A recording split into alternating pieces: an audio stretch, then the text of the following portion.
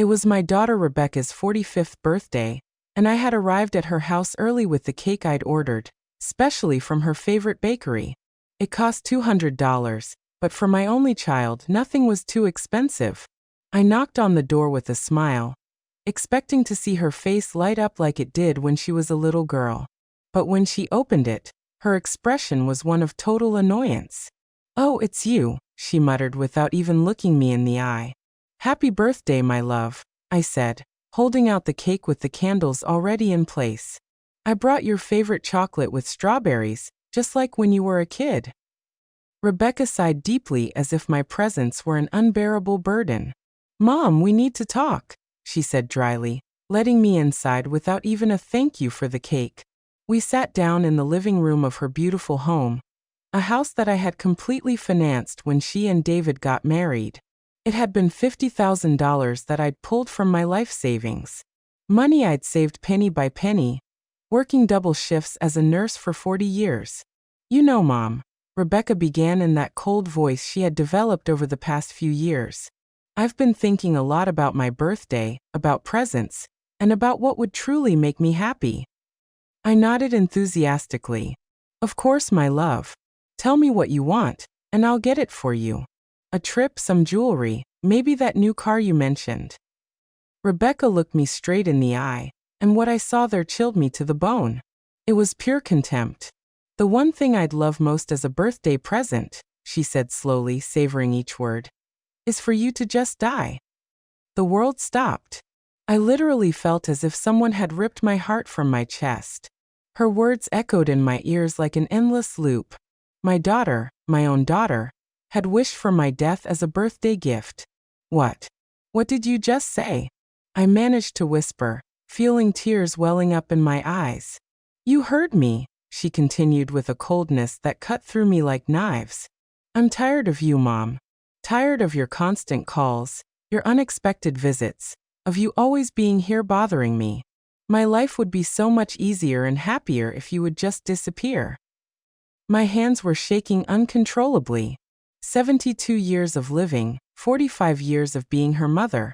And I never ever thought I would hear those words come out of her mouth. "Rebecca," I managed to say between sobs, "I'm your mother. I've given you everything. I've sacrificed everything for you."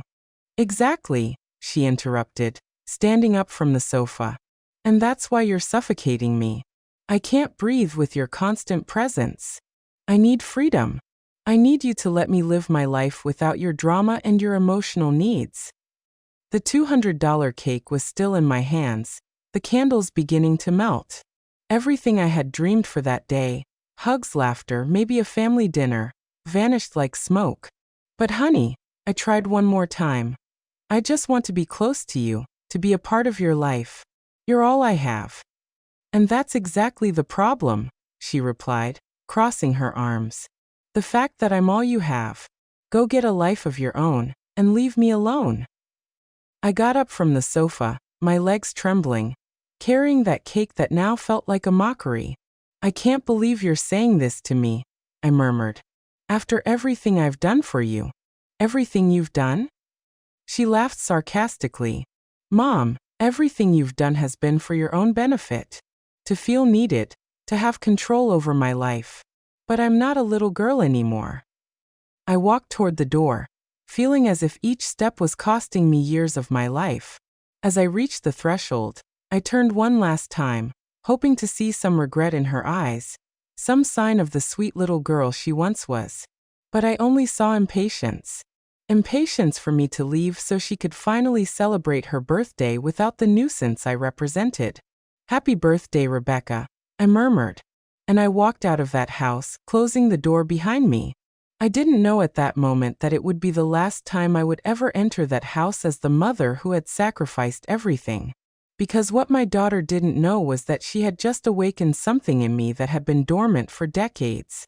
I arrived at my small apartment with trembling legs and a broken heart. The $200 cake ended up in the trash. The melted candles a reflection of the tears that wouldn't stop falling. I sat on my old sofa, the same sofa where I had nursed Rebecca as a baby, where I had read her stories for years, where I had cried tears of happiness every time she called me mom. How had I ended up here? How could my own daughter, the child I had carried in my womb for 9 months, wish for my death with such coldness? I began to remember everything, absolutely everything I had done for her over the past 45 years. When she was 3 and got pneumonia, I worked triple shifts at the hospital to pay for her medicine. It was $1,200 in antibiotics that my insurance didn't cover. Money I got from selling my late mother's jewelry. When she turned 16 and wanted to go to the prom, I worked entire weekends for 4 months to buy her that pink dress that cost $800. I remember how her eyes sparkled when she tried it on. "Thank you, Mom. You're the best in the world," she had said, hugging me tight. In college, when she changed her major for the 3rd time, I paid for every semester without a single complaint. $42,000 in total. Money I got by taking out a second mortgage on my house. "Don't worry, honey," I would tell her every time she called me crying. "Your education is the most important thing." When she married David, I organized and paid for the entire wedding, $35,000, so she could have the wedding of her dreams. The most elegant ballroom in the city, the most beautiful flowers, the menu. She chose without worrying about the price. "I want my princess to have everything," I told her as I signed check after check. And then came the house. That very house where she had just humiliated me. When Rebecca and David decided they wanted to buy their first property, I didn't hesitate for a second. "Don't worry about the down payment," I told them. "I'll take care of it." It was $150,000 from my life savings, the money I had been saving for my retirement. But it didn't end there. When the twins arrived 5 years ago, I became the free babysitter. Every night Rebecca wanted to go out with David. Every time they had plans and needed someone to watch the kids, there I was, not charging a single cent, happy to help my daughter have the life she had always dreamed of. When David lost his job last year, who paid the mortgage for 8 months? Me. $16,000 that I took from my pension. Money that meant eating rice and beans for weeks just to stretch my income. And when the twins needed braces, another $4,000 that I covered without a second thought. "Don't worry," I told them, seeing their distressed faces. "That's what grandparents are for." I got up from the sofa and went to my desk where I kept all the receipts, all the proof of every single penny I had spent on my daughter and her family. They were boxes and boxes of documents that I had kept, not because of mistrust, but because it made me proud to remember everything I had been able to do for them. I started doing the math. Raising Rebecca from birth until she was on her own, approximately $200,000. College, $42,000. The wedding, $35,000. The down payment on the house, $150,000. The mortgage payments when David was unemployed, $16,000. The twins' braces, $4,000. The birthday and Christmas gifts over all those years, at least $10,000 more. The total was devastating. Over $460,000, almost $500,000 that I had invested in my daughter's happiness. And all of it to hear that her greatest desire was for me to die. Tears fell onto the papers as I added and subtracted. If I had put that money in a savings account with compound interest, today I would have more than $600,000. I could be living in a nice house, traveling the world, enjoying a comfortable retirement instead of counting pennies in this tiny apartment. But no, I had chosen to invest in love. I had chosen to believe that the money spent on my daughter was money well spent. That every sacrifice was worth it because in the end I would have a daughter who loved me and would take care of me in my old age. How foolish I had been. I picked up the phone and dialed Rebecca's number. I needed to hear her voice one more time. I needed to confirm that she had really said those terrible words. "What do you want now, Mom?"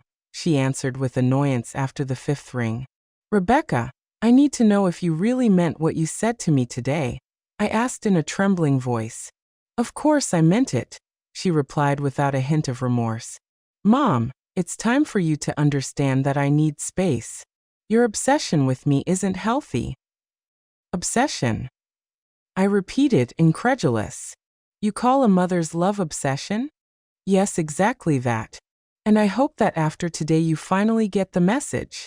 I need you to respect my boundaries and let me live my life. I hung up the phone without saying goodbye. There was no misunderstanding. My daughter truly believed that my love was a burden, that my presence in her life was a problem she needed to solve. That night I couldn't sleep. I lay awake staring at the ceiling, remembering every beautiful moment we had shared. Every hug, every "I love you, Mom" that had come from her lips. Had it all been a lie? Or had I simply raised a daughter who had become so selfish that she couldn't see beyond her own needs? At 3 o'clock in the morning, something changed inside of me. The sadness began to transform into something different, into anger, into indignation, into the clear understanding that I had been used, manipulated, and discarded like a used tissue. My daughter wanted me to die. Well, maybe it was time to give her exactly what she asked for. The next day, I woke up with a mental clarity I hadn't experienced in years. The sadness had given way to something more powerful: determination. If my daughter wanted me to disappear from her life, I would, but not in the way she expected. I put on my best clothes and went out with a defined purpose. First stop, the bank where I had a joint account with Rebecca for her house's emergency expenses. That account I had opened just in case, and in which I had deposited $20,000 for any unforeseen events that might arise. "Good morning, Mrs. Johnson," greeted the manager, Mr. Martinez, who had known me for years. "How can I help you today?" "I want to close joint account number 458728891. I said with a smile that he interpreted as kindness, but which was in reality pure vengeance. "Are you sure? That account has a considerable balance of $20,000, he warned, checking his computer screen. "Completely sure. I want to transfer all of that money to my personal account," I replied, signing the papers with a steady hand. Seeing those $20,000 returned to my personal account gave me a satisfaction I hadn't felt in years. It was only the beginning. Next stop, the mortgage loan office. During the past year, when David was unemployed, I had co-signed their mortgage. That meant that if they couldn't pay, the responsibility fell on me. But it also meant that I had rights to that property. "Mrs. Johnson," the loan officer, Ms. Williams, greeted me. "What brings you here?" "I want to review the mortgage contract where I appear as a co-signer," I explained. "I need to understand exactly what my rights and obligations are." While she looked for the documents, I remembered the day I signed those papers. Rebecca had cried with emotion. "Thank you, Mom. I don't know what we'd do without you.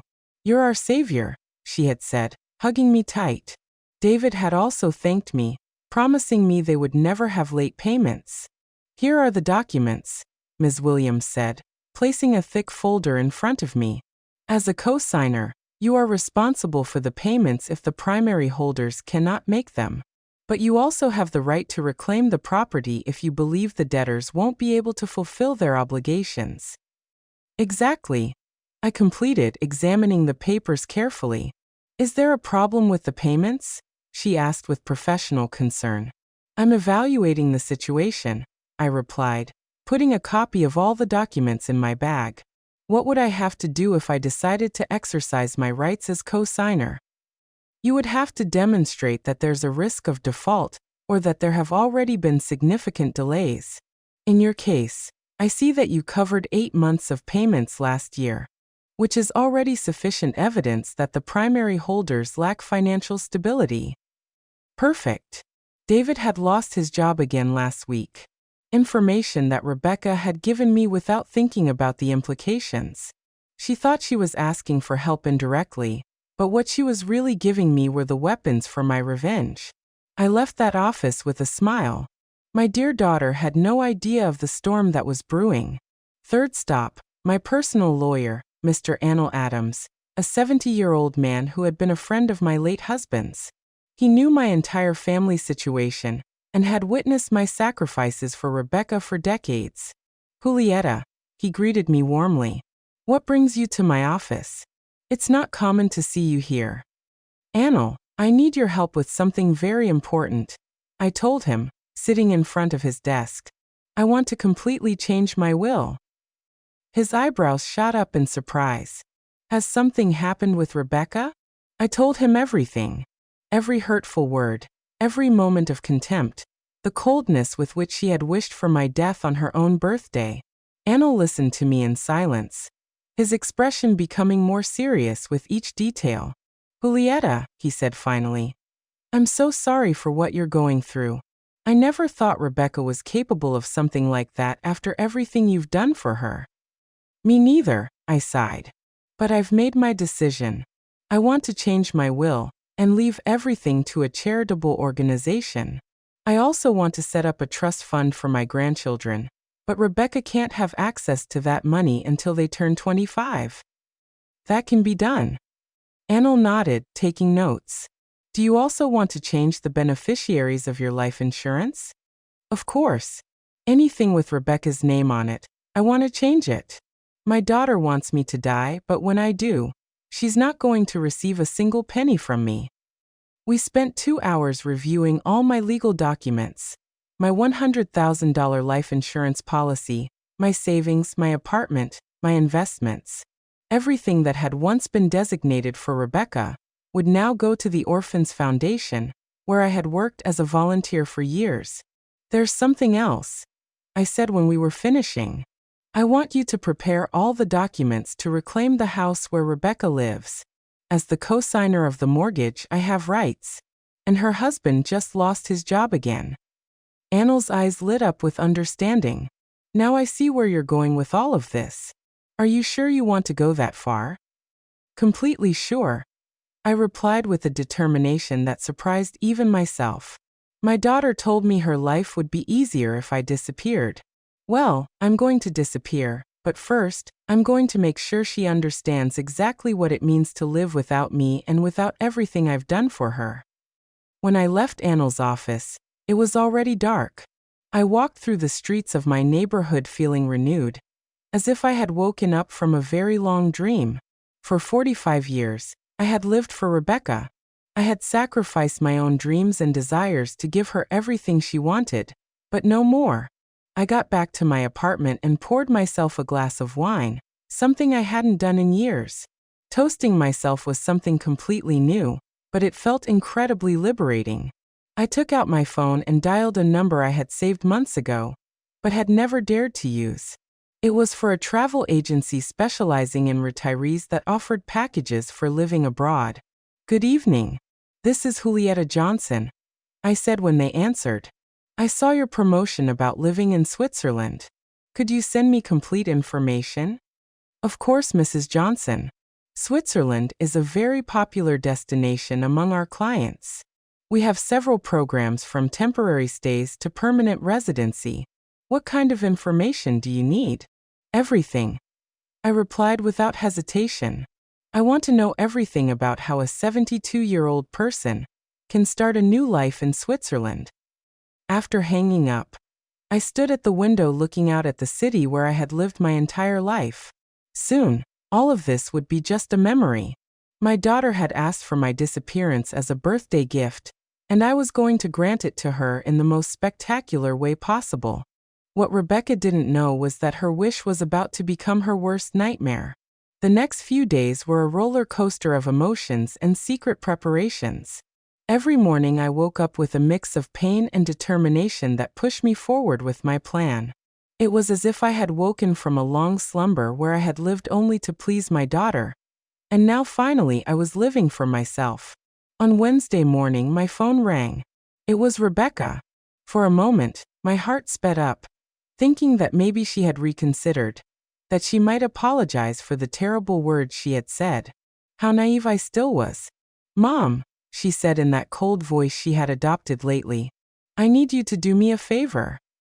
Not even a hello or how are you, she went straight to the point, as if I were her personal assistant. What do you need? I asked, curious to see how far her audacity would go. The twins have a presentation at school on Friday, and David and I have an important work dinner. Could you watch them that night? The irony was delicious.